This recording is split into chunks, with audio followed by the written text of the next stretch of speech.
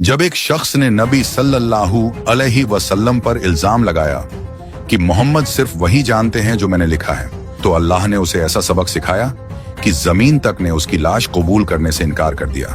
3 दफा कब्र खोदी गई, 3 दफा लाश बाहर फेंक दी गई।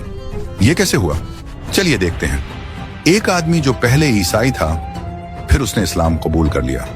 अल्लाह ने उसे इतनी अक्ल और फहम दी कि वह सूरह बकरा और सूरह आल ए इमरान याद कर गया।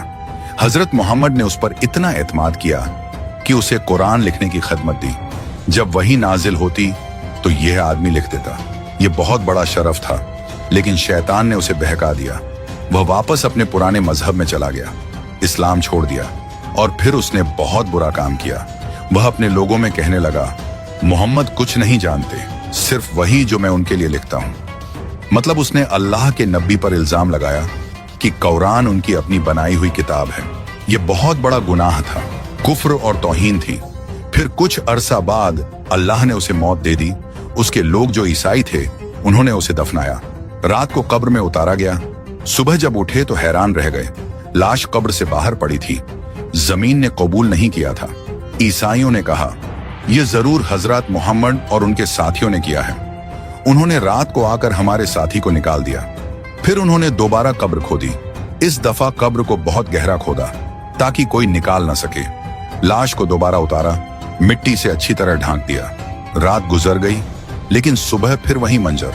लाश फिर से कब्र के बाहर पड़ी थी। जमीन ने दोबारा इनकार कर दिया। वो लोग परेशान हो गए, लेकिन फिर भी कहने लगे कि यह जरूर हजरत मोहम्मद के लोगों की हरकत है।